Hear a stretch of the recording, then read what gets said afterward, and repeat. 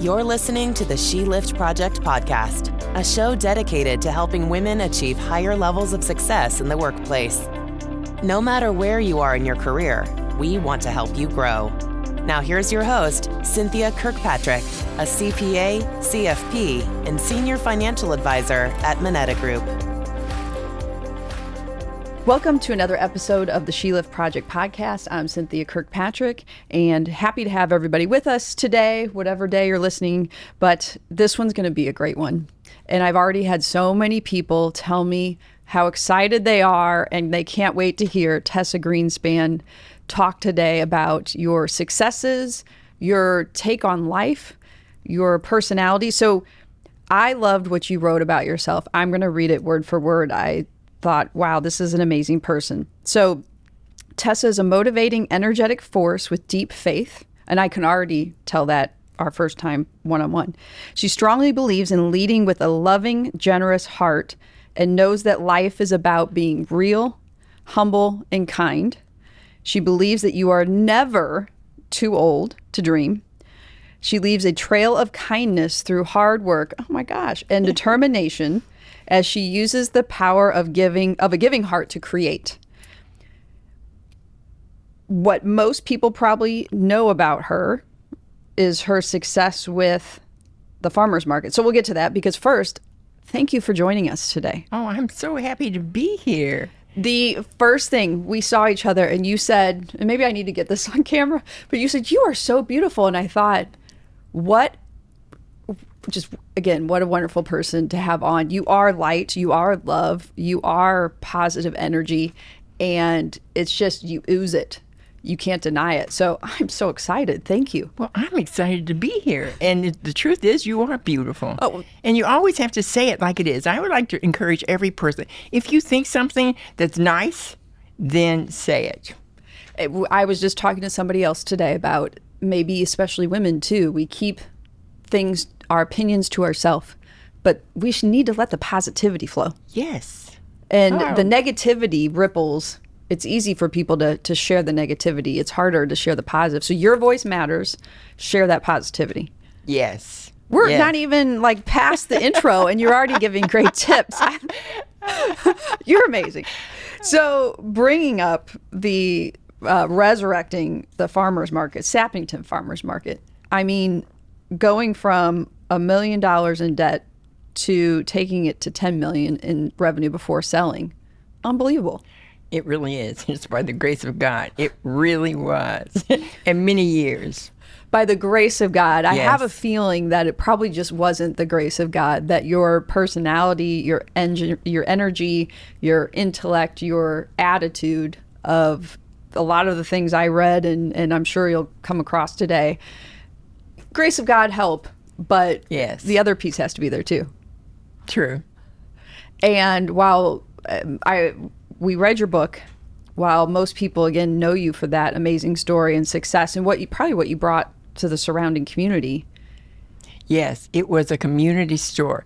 That was my goal, is that for everybody that came, felt welcome, they saw their neighbors. And we did lots of events. I had events all the time, so it was a community actually, which I really loved.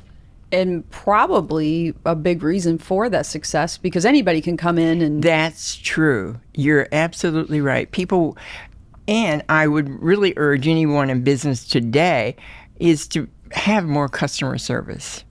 It's a missing element in money. You know, you can't even talk to a person sometimes. So it's really a good thing customer service is one of the best, most important, no matter what your business is. The relationships, right? Yes. That deep connections, the actual Yes. caring versus Yes. the transaction.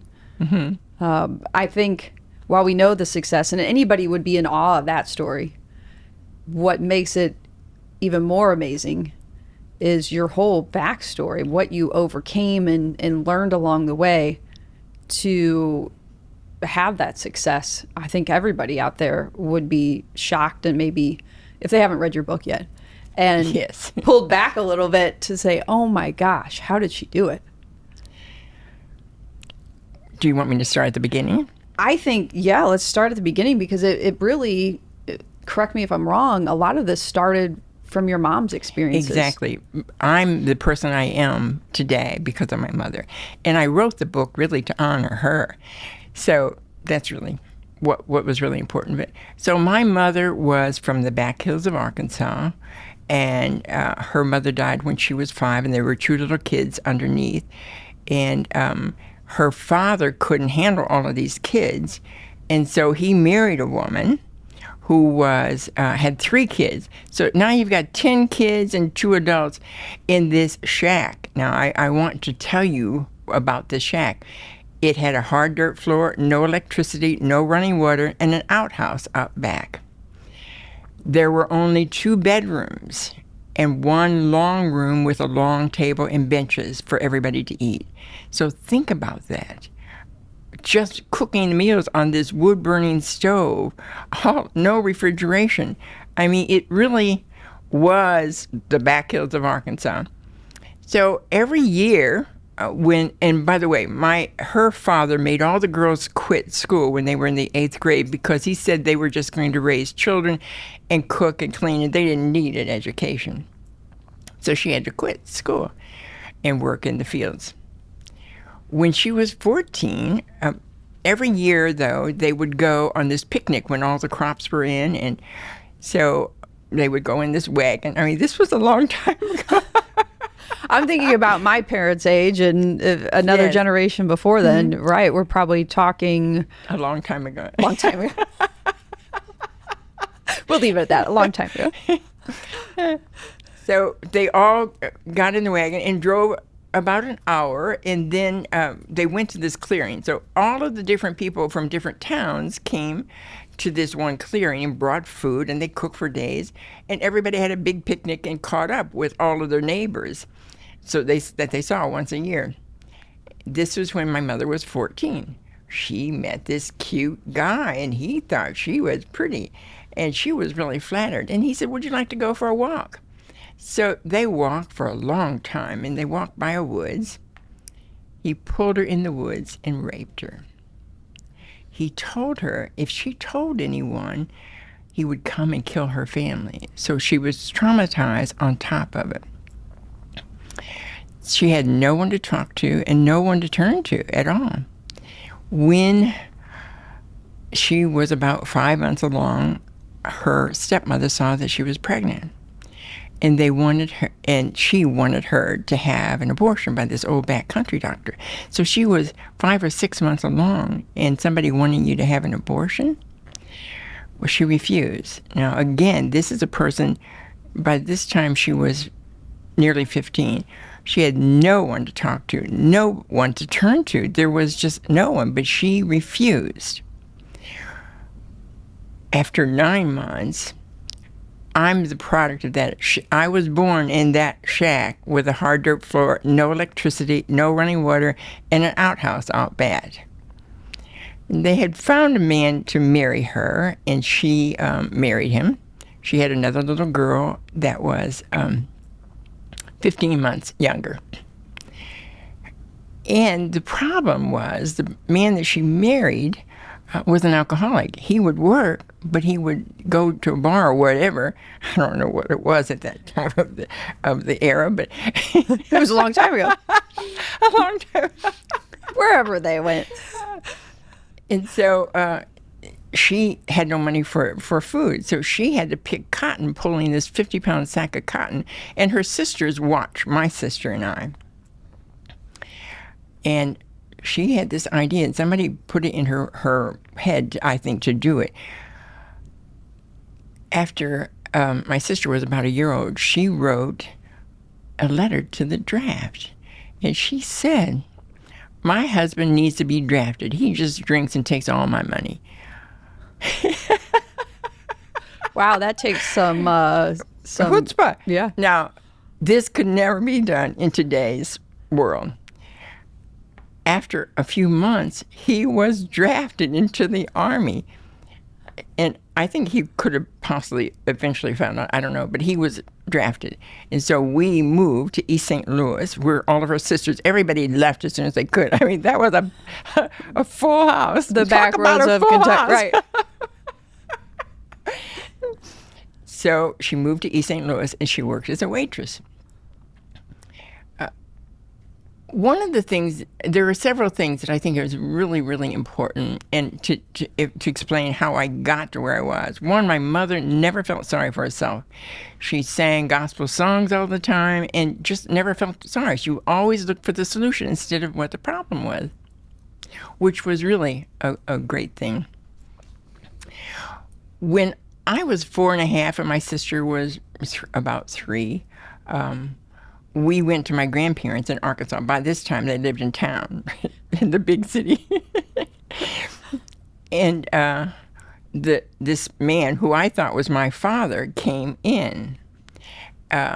He brought my sister a doll and a pearl necklace and picked her up. Nothing for me. He didn't even look at me. It was like I did not exist. I went around the corner, and an aunt was there, and she says, "Honey, don't you worry. That's not your daddy anyway." Wow. How do you process this when you're 4.5? But it was that moment that shaped my life. One of the many things. I decided I was going to be so cute, so smart, so successful, so everything that no one could ever ignore me again. And actually, it served me well. You know, the things, and I'd like everyone to sort of think about, there is 1 or 2 times in your life that something is said or done that you're going to always be this way, or you've watched a person, or you're never going to be this way. So we always really make a choice many times when we're young. I decided that I was going to be so smart, so successful. And I became an overachiever. And that served me well. Although, it probably would have been good if I didn't work so hard. The thing of it is, though, I'm grateful for that, because it is the thing that shaped me more than any other thing. And it really could have gone a different way. It could have. And I will tell you a little later about my sister, because her choice was not the same thing as mine. What was that? Well, my sister grew up, and it was poor me. Mine was, I'm going to find a way. Get out of my way. It has certainly worked well for you, for sure. It did. Hers was, poor me, I didn't have this, I didn't have that. And she became an alcoholic and eventually a drug addict and died of an overdose, heroin addict. Mm-hmm. So it's almost that scarcity versus abundance. Exactly. You know, they talk about new psychology, scarcity versus abundance mindset. Yes. I've asked many psychiatrists, what makes one thrive and what makes one survive or succumb? And nearly all of them have said resilience. It's choices that we make, and it's resilience to overcome anything that comes our way. And I wonder, is that internal, inbred, It or is. is it something that you can learn? Well, it's certainly, I think, my personal opinion is that it's a learned. Mm-hmm. It is a learned. It's a decision that you make, actually, even if it's not, I'm going to make this decision. It's really a subconscious decision that you're going to make, that you're going to either overcome, or you're going to succumb, or you're going to feel sorry for yourself, or you're going to say, get out of my way, I'm coming. I like that, overcome or succumb. Yes. That's a great, quick, easy nugget to explain that, and so important. Mm-hmm. And so that shaped my life. So when we got back to East St. Louis, which again was nice at that time, and my mother's sisters all lived there, she worked as a waitress, and so we were visiting, the next little clip is we were visiting my grandparents in Arkansas again, and it was the summertime. And she was coming to get us, actually on a bus. She was taking a Greyhound bus to come and get us. Her co-worker said, I'll take you. I'm going to go see my relatives anyway, so I will take you. And so he did. He had a car. They were going about 70 miles an hour, and I don't know if he fell asleep or what, but they hit a concrete abutment so big that it crushed the car. My mother was crushed from the waist down. They had to cut her out of the car. She was in the hospital for over a year. And after 12 months, gangrene set in her left leg. And the psychiatrist came in to prepare her that they're going to have to amputate her left leg. She was 20 years old. Think about that. She said, do what you have to do. I have to get out of here. I have 2 little girls to raise. So now, resilience. Yes, resilience. I mean, who would even say that? I mean, most of the time, most people would feel sorry for themselves and, oh, what am I going to do? Well, she got out of the hospital. She had 2 kids, 1 leg, and no money. We were on welfare and lived in the Gompers in East St. Louis, Illinois. She didn't want to be on welfare. So she found a government program that taught people with disabilities a new profession. She went to school on a bus, on crutches, for over a year, learning to be a secretary in an office. And we got off of welfare. So it's those choices. Determination. Yeah. Yes. So I saw this all during my life. I mean, it was really... If life had been easier... if life had been easier, I don't think I would have been where I am. I think, my personal opinion, is that many people have it too easy and they don't have to pay the consequences for any behaviors or any kind of thing. And it's really all in how we look at it. You know, you can see the sunshine or you can see the rain. And they may have it easy to them, or they may decide to stay in easy and not... That many times, especially when there is too much money, most of the time they're spoiled. But more than that, you can spoil a child. More than that, when parents take up and they do not have to pay for the consequences of their behavior, this to me is one of the worst things that you can ever do to a child. They don't have the wherewithal to overcome the different things that life can throw at you. And it can throw a lot of crap to you. It sure can. And when you said earlier that resilience is learned, as a parent, you're taking that opportunity for them to learn resilience by, getting rid of or protecting them from the consequences. Yes. Or taking it up for them when the child is really in the wrong. This is really harmful to that child. You are not helping them to withstand the challenges that will come to them in life. Yeah, there can be pain in life. There always is. I mean, you can't get through life without it.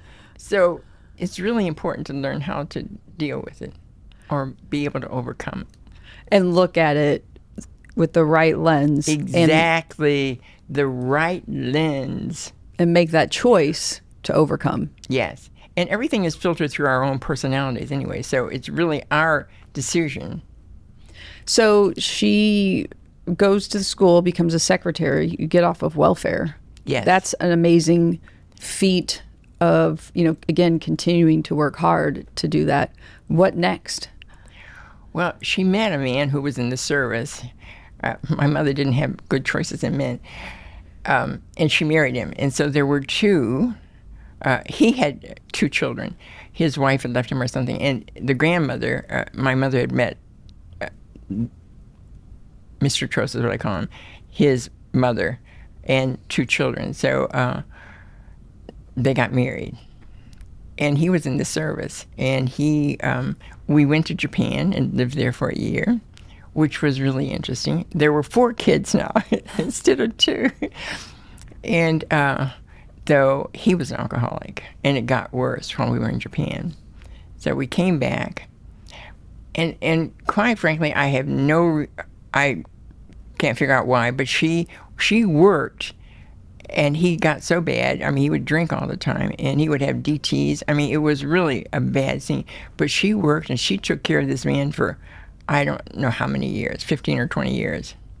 Why do you think you said you don't think you know? I think she was an enabler. No, I know she was. She was an enabler. And sometimes we stay in situations we know that pain for the unknown, the fear, and or having to think and say we failed at something. I don't know. I really don't know why, but she was an enabler. So she, a fixer probably is she wanted to fix or encourage or help in some way. Right. And it didn't get better. It was just, as you said, enabling. Yes, it got worse. Actually, he did nothing but drink and lay on the couch. And that was not a healthy for my sister and I, or for the step brother and sister. But we got through it, you know? You can't. We got through it. And you still have this attitude and personality today. I love it. I love it. Thank you. Thank you.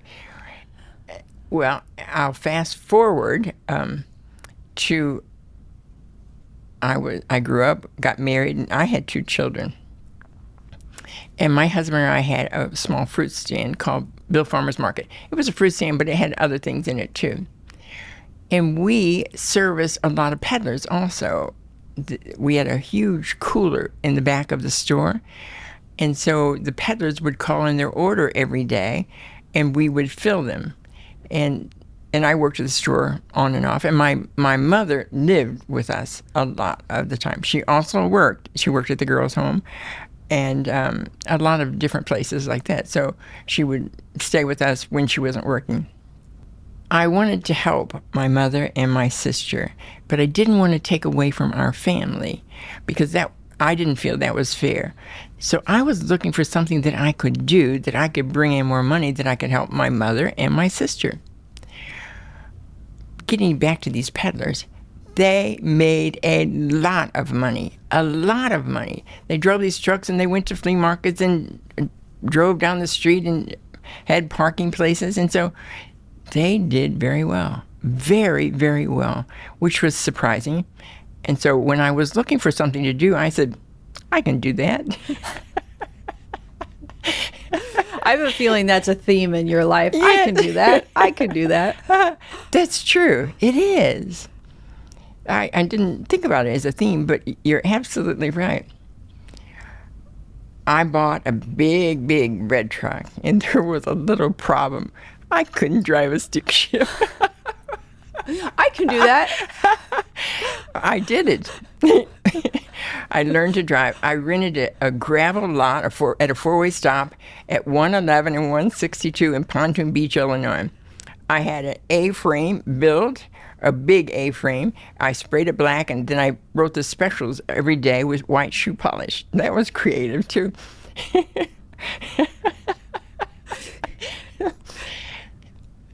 I was in business. So every day, and by the way, I want to tell you, more women were, at those times, women were not driving big bread trucks, I can tell you.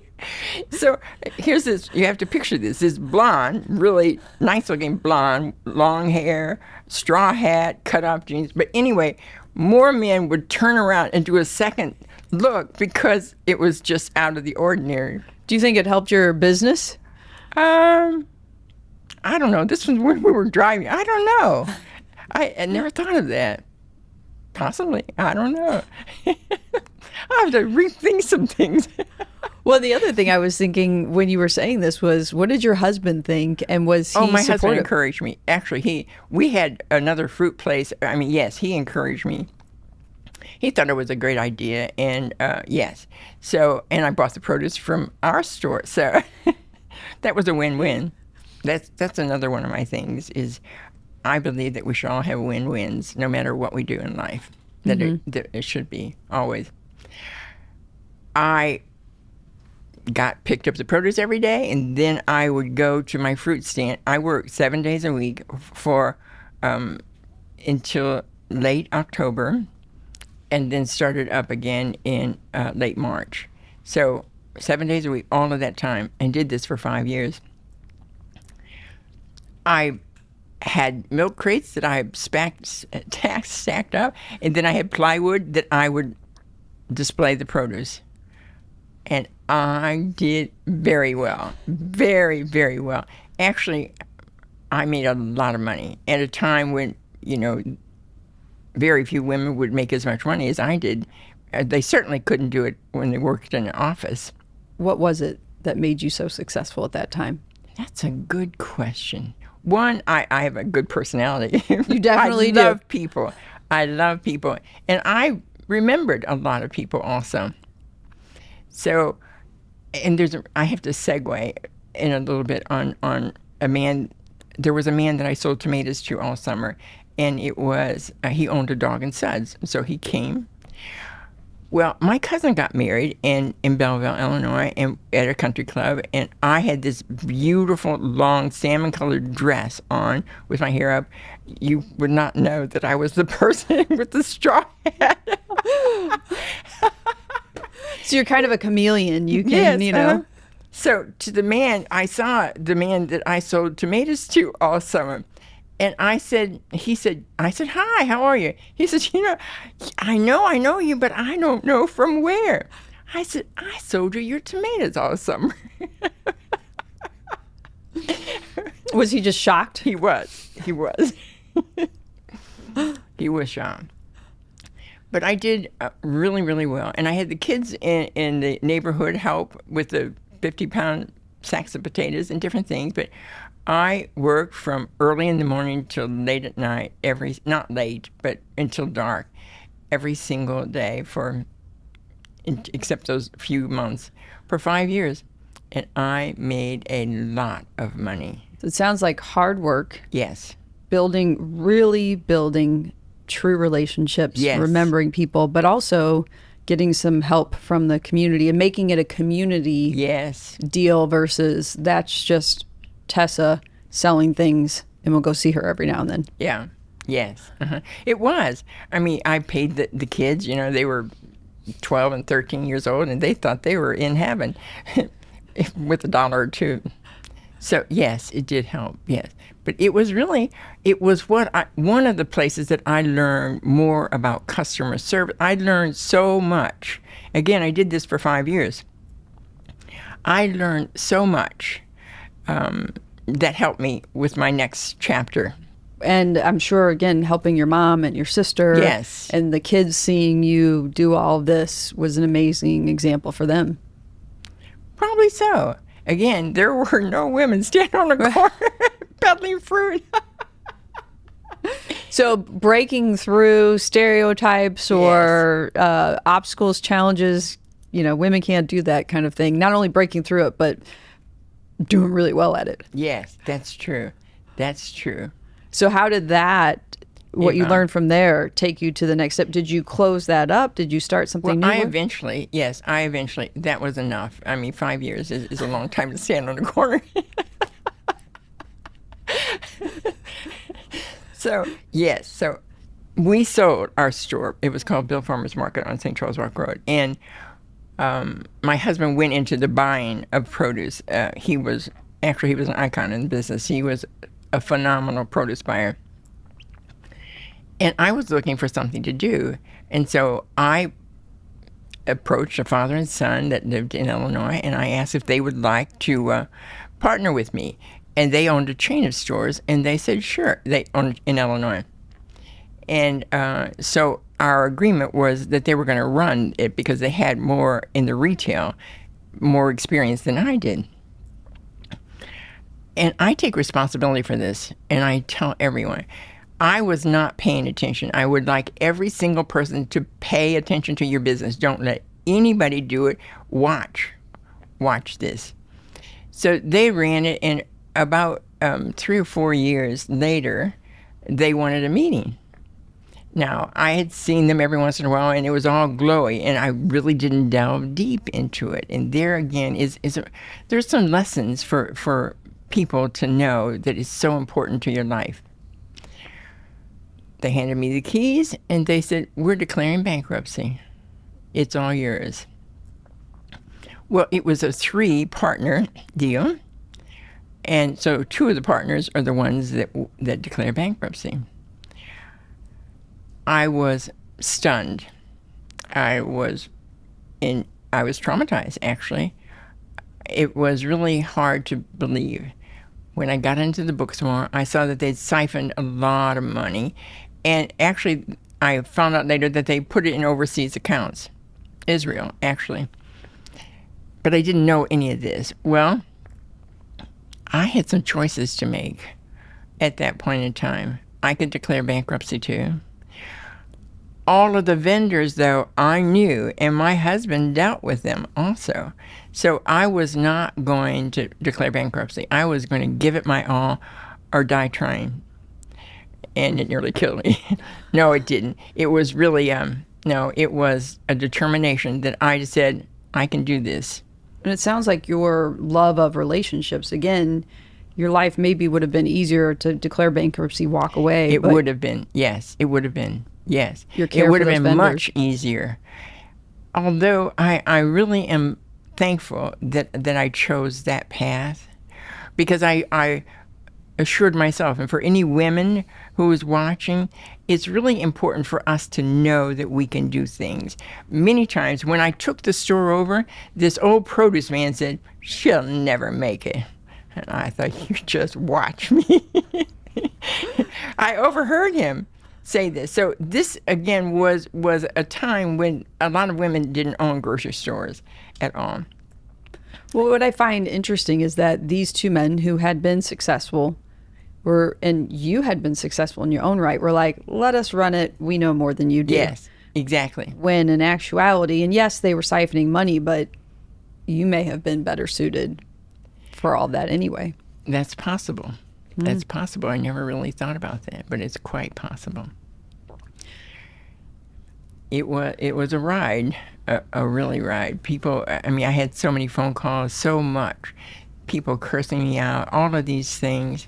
And I'll get back to the partners. It's really, it was killing me trying to figure out all of this out. One of the most important things that I feel that I did, because this was eating me up, this was unfair, how could I have let this done? I mean, so many things. And we all beat ourselves up many times. One of the most important things I think that I did was I forgave them. Now, I never saw them again in my entire life. It's so important to forgive, though. It's not forgetting it at all. It's unforgiveness is like taking poison and waiting for the other person to die, because it doesn't hurt them, it hurts us. And so I let that go, and I knew I needed every ounce of energy to go into the store to turn it around. And so I developed a wholesale end of the business and had some trucks too that. Some more red trucks. So then the expenses were just going up and up, and I decided to open another store, and that's like starting all over again. So I opened another store 3 times the size, because the expenses were getting so high in this little store that it wasn't feasible for me to even, and there was no parking. That was another thing. Very few parking places. So I decided I opened another store. And I was going to do this different. One, I had a business plan that was one of the best ever. And so it was really, I did open the second store, I feel, much more like a business instead of being thrown into it or standing on the side of the road, peddling produce. But had you not had those experiences and been so successful with who you are at your core, I think you wouldn't have been able to be as smart about building this new store. That's true. That's true. That is the absolute truth. You get a star. Oh, thanks. It is a Monday morning. It's still Monday morning, so that's good on a Monday morning. So worked night and day and really got into it and opened the second store, and I was going to do this totally different. I designed the store and put everything together. And one of the first things I did, I've always dreamt of having a toy train that goes around the entire store. It was a G-gauge train, which was the biggest toy train that you could get. There was a flat car. By the way, when I was building this, the people that were putting in the refrigeration, I had known them for years, they thought that was the craziest thing they have ever seen. They laughed. They thought that was just crazy. And so eventually they came back to me and said it wasn't. So anyway, I wanted this to be a community store, and I wanted everyone to enjoy their visit there.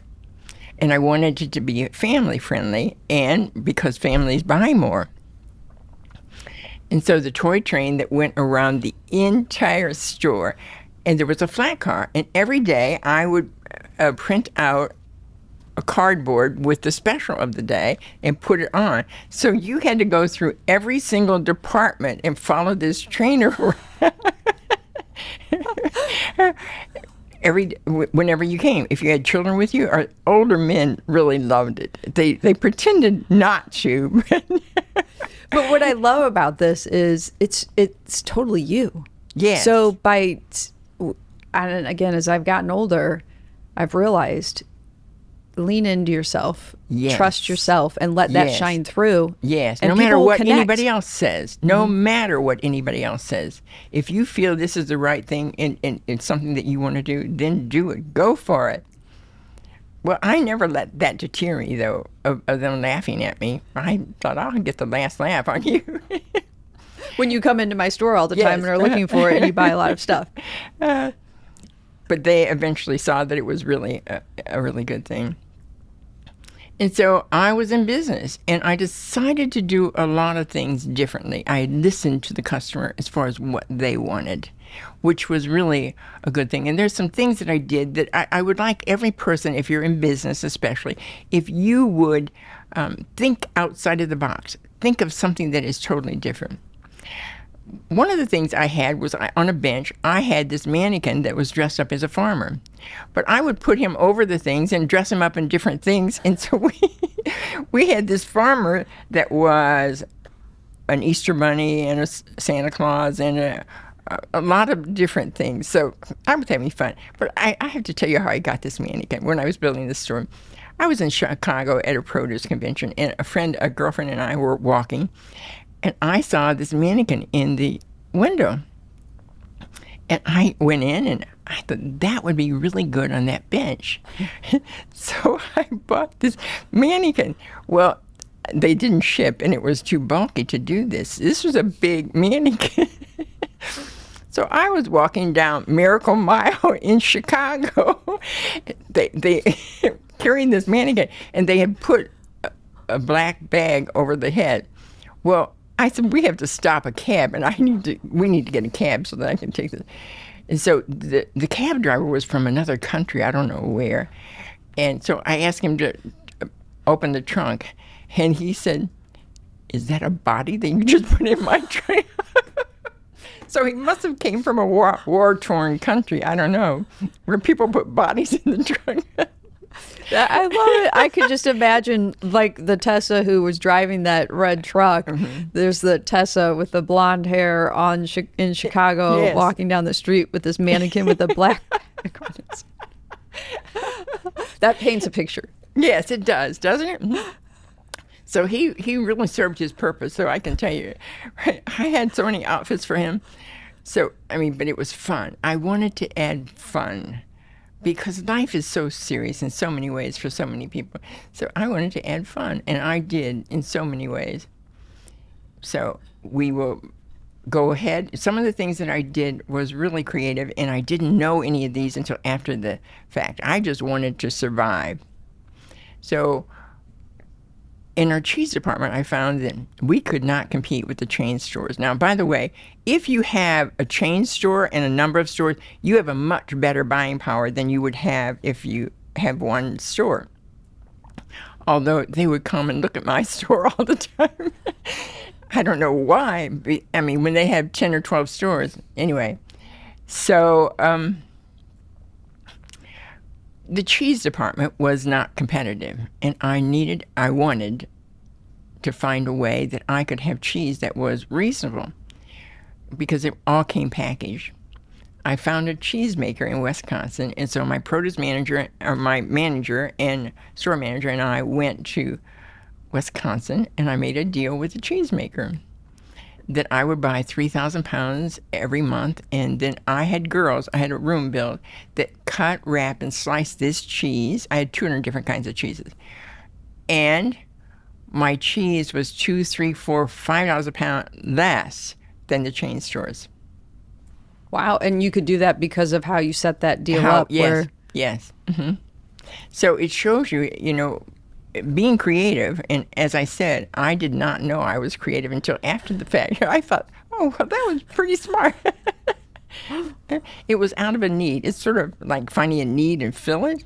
So I had these different things that I did. That department became very, very successful. The main products were produce. I mean, I had like a third of the store with produce, all different kinds from all over. The next thing is I saw that 30,000 Bosnians had just come over from Germany. They had to leave Germany after 7 years, after their war. And I thought, I was talking to a woman that was a long-term customer, and she was from Bosnia, and said, did you know that there's that many? And so we were just talking. See, it helps to talk and find out things. And I didn't know that, but I did find that out.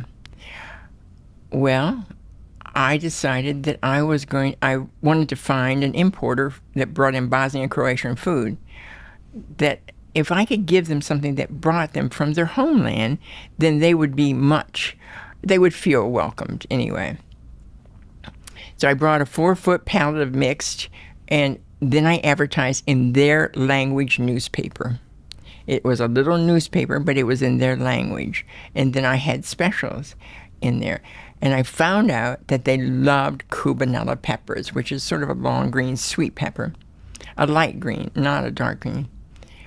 And so I found an importer or a person that brought it in Chicago. And so I brought in cubanella peppers. So it's really finding out. And this is really good for women. Find out what your customer wants and needs, and then you work at fulfilling that. It's so important. And it's something that's overlooked, I feel, quite a bit. That really grew. It really grew and grew until eventually I had a 16-foot whole length of Bosnia, Croatia, Hungary, and Germany foods. And you're still in the same store at this point. This is the second store. Second store. Yeah, the bigger one. The bigger one, yes. Mm-hmm. Yes. And it worked out. Now, I also wanted cubanella peppers were really expensive, bringing it in from Chicago. So I had a farmer who grew things for me. And I told him and showed him the cubanella peppers, and I said, next year, raise these cubanella peppers for me. And he did. I sold it by the bushel, and they loved it. They absolutely loved it. So it's finding a need and filling it. And that it wasn't particular a need that they needed. It was something that they really liked, and it really added to my business. Yeah, it fills that want to, again, keep that connection to there and feel welcome. Yes. And that somebody would bring it in. I was the first person in St. Louis to bring in cubanella peppers. I was the first person to do a lot of things. And again, I didn't know it. It was just finding a need and working at filling it. And continuing to build that community. Yes. Everything you've done up to this point, the stories is they're a part of this community. How do I bring them in and welcome them? Exactly. Mm-hmm. And this is really good information for people who are in business. One of the other things that I really want to stress is that charity is good for business. It's good for your soul, but it's good for business. I had a wishing well built when I first built the store, and I decided that every month I would choose a different nonprofit, and whatever monies was put into this wishing well, I would match it up to $400. And so, but there's really a method to this madness. I first would have them, the executive director, put in their newsletter that they could come into the store and put money and no purchase necessary. And then when we got the money, I had this huge check that I would write on the amount and had a photo done with the executive director. They put that in their newsletter too. So actually, I got a tremendous amount of publicity from just doing that. Publicity that I couldn't have even bought with that amount of money. So this is, and I encourage every single person, do something. Volunteer. Do something with charity because it's so good and life gets by you so short. It's so good for you and for the organization and for your soul. It's really important. Find a way, whether it be cans or toys or volunteering or contributing, many things. But find something that you're passionate about. Don't do it just for business. You must find something that you're passionate about, whether it be animals or any other kind of thing, rather than just choosing a charity. That's a really important thing. Life is too short. Yes. Do something you're passionate about. Plus, exactly. people will see right through it if it's not genuine. That's true. Mm-hmm. Very true. But what a great way, just the charity plus the creativity to go along with it, that not only is your store benefited, but those charities are benefited by these. Many did. I mean, I did that for many, many years. And over the years, the amount that I had given away was about $50,000. But over time, so, if a person had $200, I would match it for $200. So, so over time. It adds up. It's those little things along the way that adds up. Yes. Wow. So the Bosnian story, and you, again, filling a need with that community, we shifted into the charity, filling, again, another need with that. It all of these stories seems like you're giving without the intention to get back. But that's true. But you get back so much more. And you can't give it with the thought of getting. That does not work. Great little tidbits all over the place. So where do we go from here then? You're building this store. You've got all these other, big stores coming in to look at your store. People betting against you, saying she'll never make it. That's true. That's very true. Well, where I went is, it was $1 million in debt. I built it to $10 million in sales, and then I sold it to a group of farmers. And I must say, they changed everything. It took every evidence out and did totally different. And they went bankrupt in like 3 years. And why they killed my baby. Why do you think that is? Did they take the personality changed everything. out? They brought in all organic instead of, it wasn't built on all organic. You have to sort of segue into that because it was a time. By the way, I was the first person in the early 2000s to bring in organic foods into St. Louis, into the store. And they, not many people bought it because they thought it was too expensive. Well, I found a need. I found a lot of church women events and other events that I would talk to on the benefits of organic food. And I've been eating organic foods, by the way, since that time too, because I learned there again. It's learning. If you don't know something, then you find out. But I found out, and then I started teaching on it to many, many groups, to school groups, to anybody that would listen to me. I would tell them about organic foods. Well, there's a lot of people listening to you or wanting to listen to you because that's all I keep hearing. You're going to get to talk to Tessa. I can't believe it. Oh, that's so sweet. That's so sweet. Well, I feel, my goal in life is to live full out and healthy and touch as many people as I possibly can in a positive way. And if I am not living at peak potential, I speak on how to live at peak potential all of your life. If I don't do what I say, how can I possibly teach? So I have not eaten sugar in 30 years. I have not eaten any kind of cheese or butter or any of these.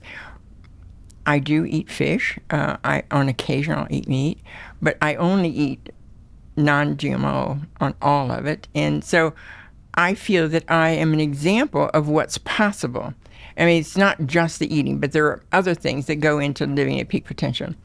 It's really, though, and I want to mention that particular thing for you, that this is, this is really important to have a trusted financial person who helps you starting when you're younger, not waiting until you're older, because it's so important. And you are so good at being so good to your clients and whoever you choose, but you might want to choose her. Whoever you choose. That was an unpaid solicitation. It was unpaid. I got some water. You did get some. But I think it is finding that right person who, it really is. right personality. I could not by the way, I love my life. I absolutely love my life, and I'm so grateful. And that I can still eat organic foods and can afford it. So this is really, it's so important to start younger and plan for that and have a trusted advisor who really has your interests at heart. I have had for many years, and I couldn't live full out the way I have.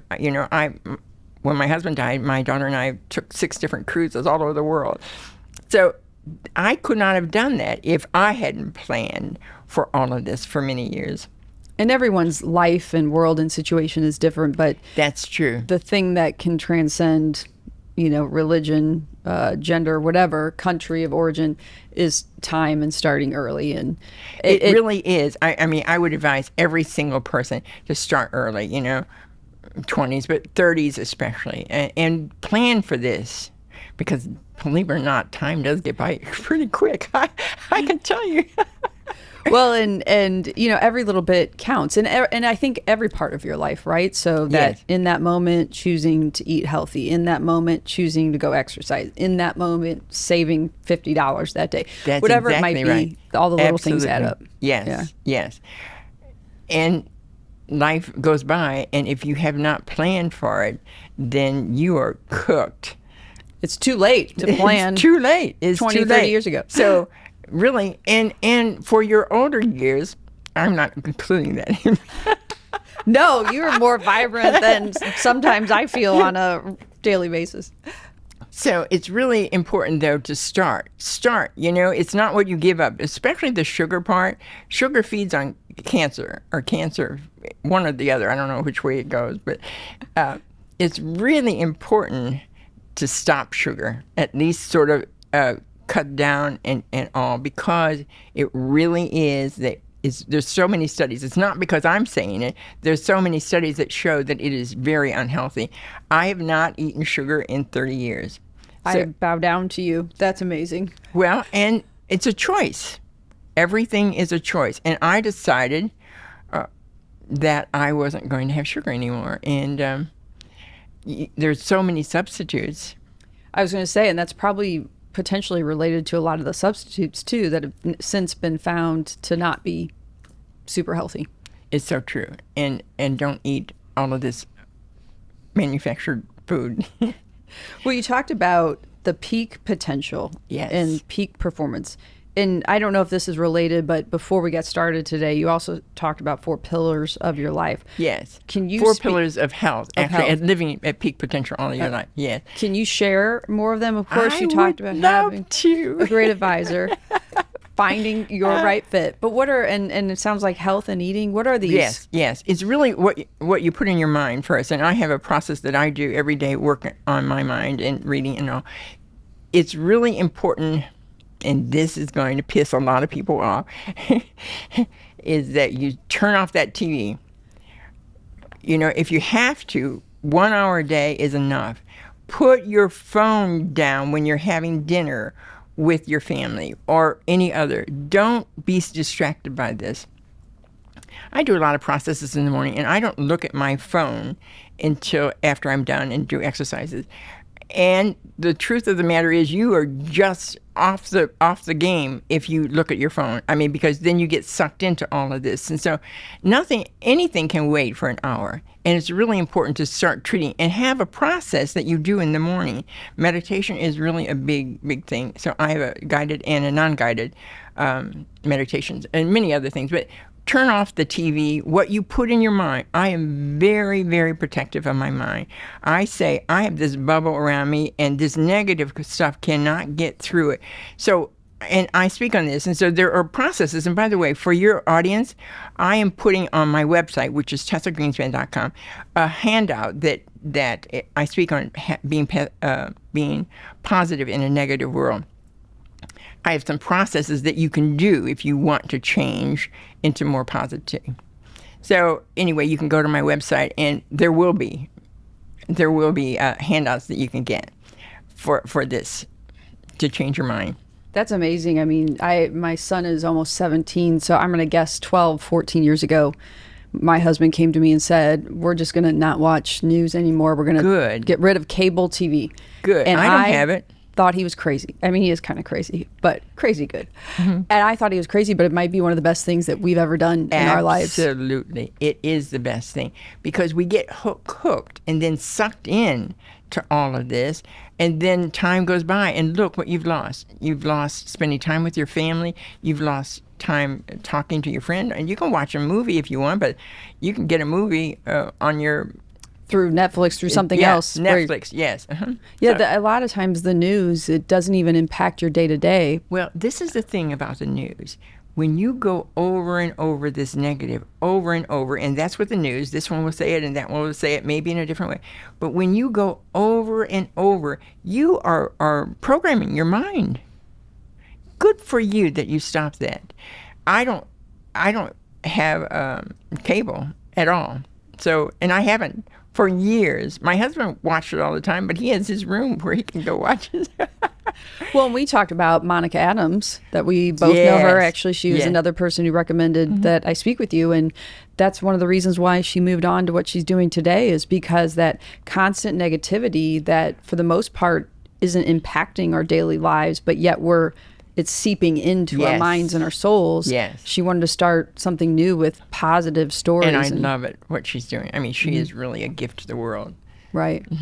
So yeah, great part of your peak potential is really paying attention. First. Yes, and read. You know, I am an avid reader, and that's how I've learned a lot in life. I also love anything about the brain, the mind, or what makes us tick. And I really only read self-help or self-development kinds of things because I am very protective of what goes in my mind. If I want to be happy, if I want to live full out, then what goes in my mind, you know, I could get sidetracked and be negative, but I'm not going to.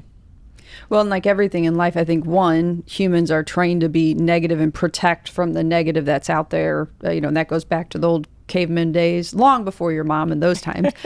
But everything is practice, right? So even the mental space is practice to shut off the negative and focus on the positive.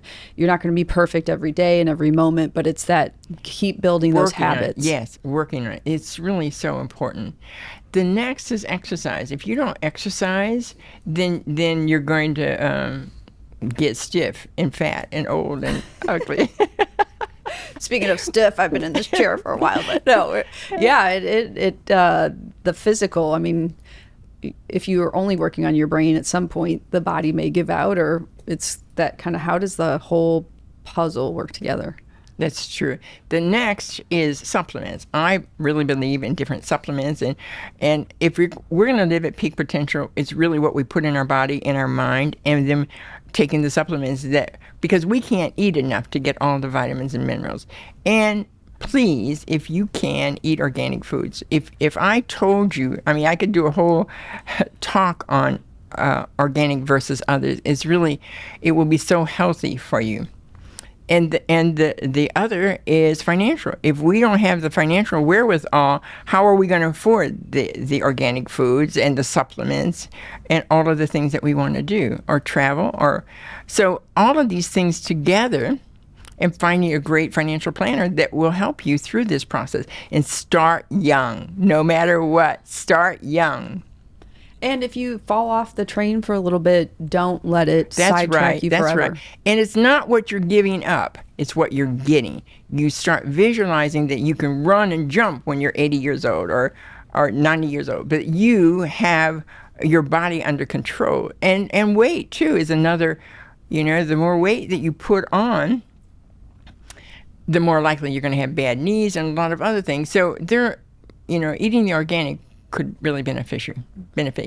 And I think it's, finding what works for you. Some people like to go to the gym and lift weights. Some people like to run. Some people like to bike, swim. That's true. Find what you're passionate about. That's right. And don't make it as a drudgery. It's what you get to do, not what you have to do. So if you go to the gym or wherever and say, I have to do this, well, stop it. Because it's what you get to do. I get to do this. I get to be healthy for all of my life. Right. And you as some things I've picked up along the way, there's plenty of people out there somewhere else who would just die to be able to go to the gym. Exactly. They would give up they would trade you in a heartbeat in a second. And I think what I've learned a couple years ago, 3.5 years ago, I started running every morning, and now it's just a thing. Yeah. I just do it. Well, and you have to do it. Sort of, it gets into the part. Yes. Where you feel guilty all day if you haven't done it. Well, my family knows. I think there was one morning where it was really storming within the last month or two, and my husband's like, "You can't go out there now," and he was right. It was thundering. You have this on record. I said my husband was right. I get a gold star for that too. He'll hold that one up for a while, but he was right. Don't go running this. And I remember thinking all day long, because I always run first thing, all day long. It kind of weighed me down. Just from the years of practice of doing it. Mm-hmm. Yeah, so even it becomes, you've rewired your brain to do that. Mm-hmm. And what I've said on other podcasts, and anybody who listens to me, is by sharing that goal with friends and family, they now are along that journey with me. I'll go out and see friends I haven't seen for a couple months. Oh, what day are you on? How many days in a row have you done? What time are you going? I didn't see you that morning on your run. And the kids, even, we go to a game and they're warming up for their game. They know, okay, Mom, you're gonna drop me off and go for your run. They're on board with it too. That's great. Yeah. So that is being a role model. And you don't think of it as, but that's being a role model. Your children will have seen you, and you are being an example, just as my mother was an example to me. You are being an example and not pushing it in their face at all, but you are doing the whole deal. And so that goes into their minds also. Yeah, I hope so. I think part of it started from needing to get away from them all. Sorry. Well, it could be, yeah. It was COVID. I would run away. When I had too much, I would go to California and sit on the ocean for a day or two. There you go. Yeah, a little bit was running away, me time. I listen to audiobooks on mindset. I do too. Every run. I do too. I listen to those Speaking things. of that, I have to tell you a really cute story, and because the law of attraction is one of my things as far as what you put in your mind. When I wrote the book, I wanted to get it done really quick, and from Outhouse to Penthouse on Amazon. We'll have that on the website okay. and the link. I so keep promising the what thing my of husband it is, though, I was going to a week-long Matrix program, self-development, where Bob Proctor was teaching in Toronto. So I wanted to finish the book so that I could see if he would write the foreword. So on the cover of the book, and he had not seen this, I put foreword by Bob Proctor. Now, I had not even been there yet, but I put forward by Bob Proctor. So this was my intention.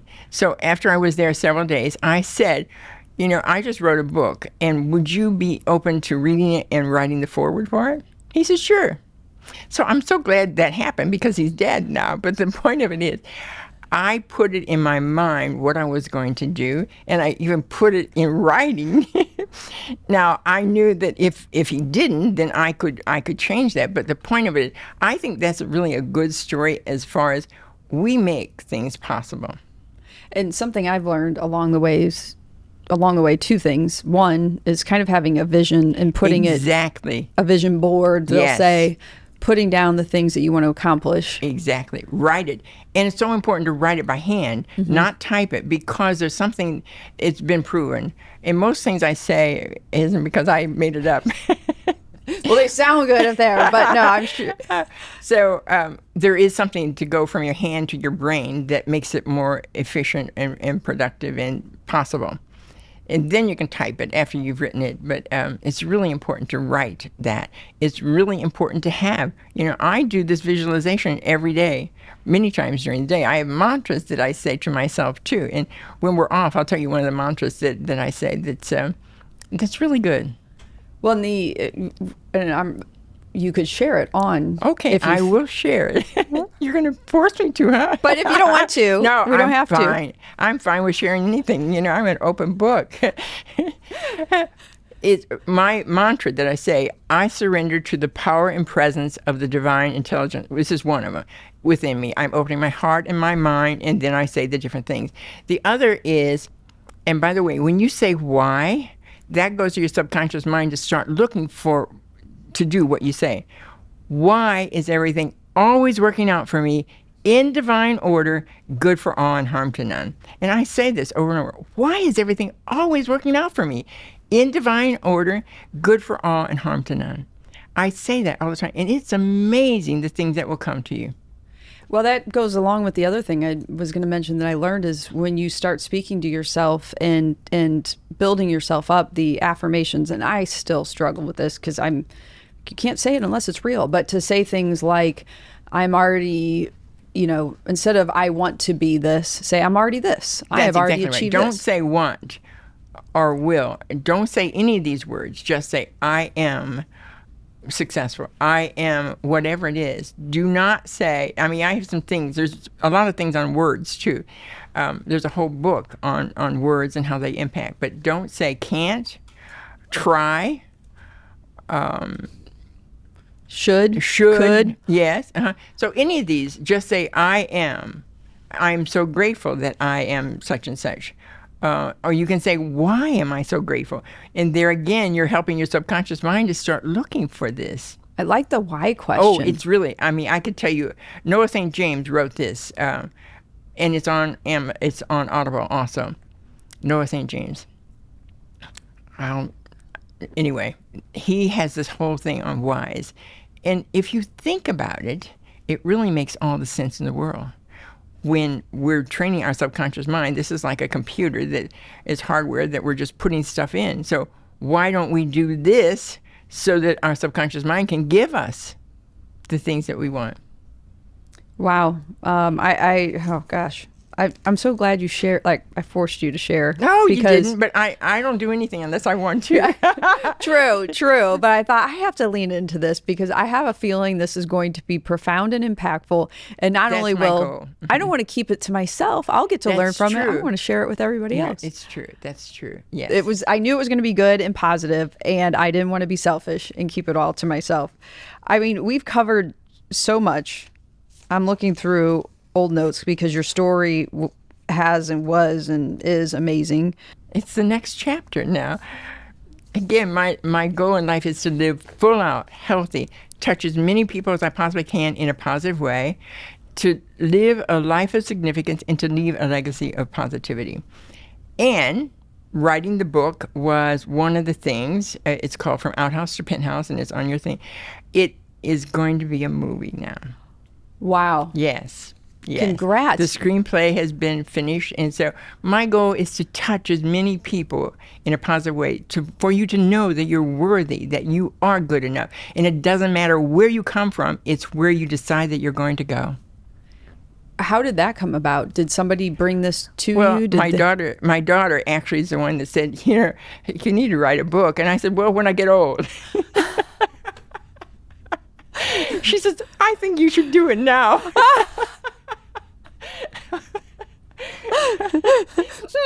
We won't read into that. But if anything, you can always write another one. You can always add more. I have several other things that I can do.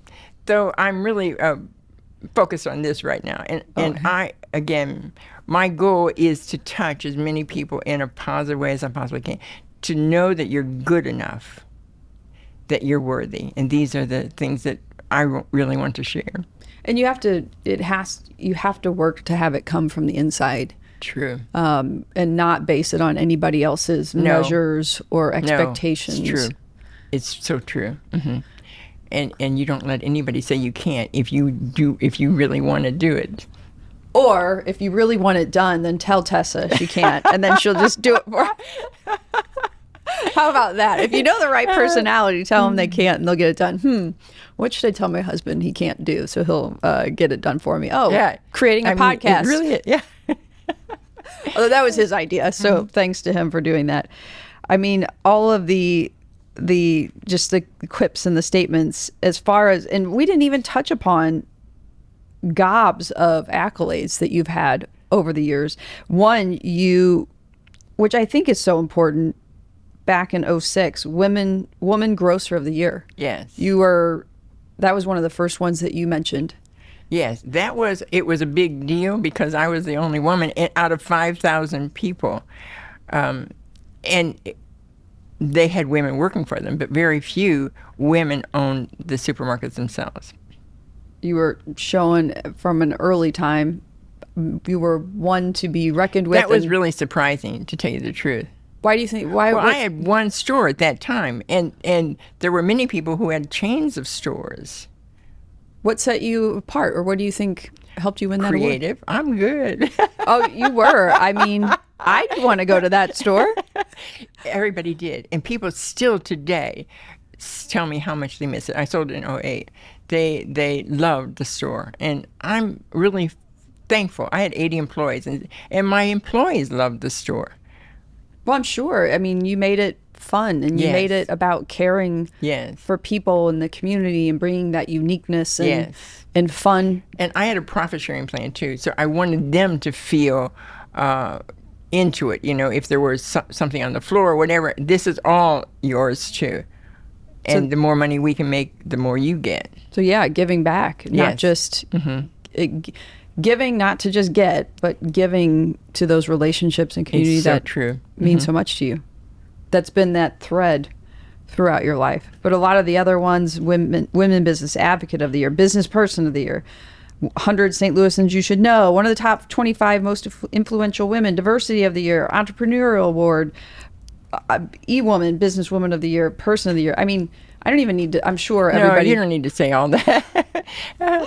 And humble all the way. Well, it was a great ride, to tell you the truth. It really was. And I'm so thankful and grateful that I was able to touch a lot of people's lives and do things. And I'm thankful because it helped me to get out of my comfort zone. If I didn't have something or couldn't do it, I was going to find a way. Or, you know, have a mentor or do different things that made it. So the book is already out there. Oh, the book, yes, the book is out there, and the screenplay has been done now. And, you know, I can see it in my mind that it's going to be really, really good. And it will be translated, that's, again, my thought, into many languages, again, because it has a powerful message. Here's the question.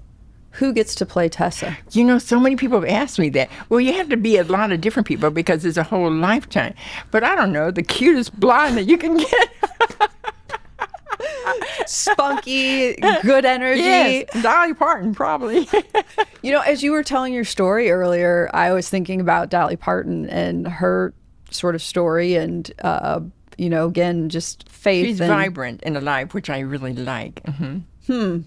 Have people ever seen the two of you in the same room at the same time? No, we don't look alike at all. True, but the personality and positivity is there, and it's if you're a magnet, your personality is just magnetic that people are drawn to. So that's very similar. Thank you. Here we say that you're also a speaker, and you already mentioned that. So if people want to, you know, soak in your knowledge, get to know you more, if you speak, work with you more, what does that look like, and how do they find you? A number of things. One is, again, I have ways that I can touch a lot of people. Every single day on Facebook, and I have two different links, I post at least 3 different positive messages that has helped so many people. I've been doing it for 10 years. Every single day, I find positive messages that I put. And so I don't know who needs it for that day. The thing of it is, I feel blessed that I can have this opportunity. So if anybody wants to follow me, I have nearly 5,000 people, so I don't know if I have a lot more room for a lot of people, but if anybody wants to follow me, it's Tessa Greenspan, and love is in the banner. Okay. Yeah, it's that's one, and that's on Facebook, right? Yes, Facebook, and I'm on LinkedIn, and I don't do much. I don't do anything on Twitter or Instagram because time. Right. But I've been saving these different positive messages. You can if you think you can. I mean, so many from the persons that came before us that have been really positive. Zig Ziglar and Bob Proctor, lots of other things, but a lot of different that is just written. But every single day of my life, I do 2 or 3 of these positive messages. And by the way, I've been saving them for years. I have 90,000 positive messages on my phone. So I get to pick from whatever, and it's just whatever I feel could be helpful for this day. And I bet it's funny you say that. It makes me feel a little better about myself because a couple years ago, I never used to post much on Facebook, and somebody I thought I knew posted something about me that was incorrect and negative, and I decided, probably with a little bit of encouragement from my family and those around me, that if somebody's going to write my story, it better be me. That's right. That's right. And you just block them. Right. Well, yeah. And that's when I leaned into sharing positive things. And I don't always get it every day, but I thought if I'm learning something or taking something in that's so positive, one, I'll like to look at this a year from now, but two, if I can just help one person. That's how I feel. If this really encourages one person today, that's really all. And I'm not tapped into it as far as who it's going to do, but it's really amazing the feedback that I've gotten that said, I needed this today. And so that's rewarding. So there are little things that we can do that can make a major difference in people's lives. It could be as simple as what you said to me when I first saw you, like, you're so beautiful. It could be a comment on what they're wearing or what they did, or how they opened the door for somebody. That's true. It matters. That's true. And if anybody wants to go to my website, and I'm building a YouTube channel now too. So putting the different things on it, but it's TessaGreenspan.com. If anybody wants to email me, it's Tessa@TessaGreenspan.com. We're being redundant here. It makes it easy for the rest of us to find you. And just put in the subject line, where you met me, or I'd like to talk to you, or whatever. And if anybody has a book club or 3 or 4 people who read the book, and if you have questions, I will be glad to do a Zoom, and that way you can email me and answer any questions that you want. Wow. That's a really great offer. Mm-hmm. I might have to start a book club just for that. Maybe it'll be like the She Lift book club, and then we come back, all of my guests come together. Oh, and that's a good idea. Tessa comes and we get to... Well, we can do it on Zoom. Right. Mm-hmm. Again, anything else? I feel like we could sit here all day and get amazing tips from you.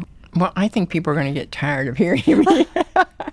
Oh, never. Yeah. I mean, I've learned so much, and I know I'm going to end up listening to this back a couple of times. So if I have, I don't know, probably won't have a bad day, but even if I have a bad day, the positive energy and... Well, if you have challenges, not bad, it's challenges. Why do I get the ability to listen to this podcast again? There you go. I'm a quick learner sometimes. So I'll wrap it up and just say this has been amazing. And I have been looking forward to this for so long. Not only the people who recommended we meet, my husband speaking with you, and just your story and your energy. I might adopt him, by the way. He's really cute. He is pretty cute. And for those who can't see him, because you can't, he's in the back raising his hand. He is pretty dang cute. I'll try to keep him for a while. Good. Good. Don't let him go. Whatever you do. Somebody who supports his wife so much and what we're trying to do together. That says a lot for your husband. Yeah. Mm-hmm. So thank you. From the bottom of my heart and soul. I mean, you're going to make me cry. I know. It's been an amazing trip this last hour plus to fill my cup and my soul and my heart. So thank you so much. I really appreciate it. You are more than welcome. This concludes another episode of the She Lift Project podcast. To hear more episodes of the show, subscribe wherever you get your podcasts. And to learn more about our mission of helping women reach higher levels of success, visit SheLiftProject.com and sign up to receive the latest news, ebooks, videos, and more.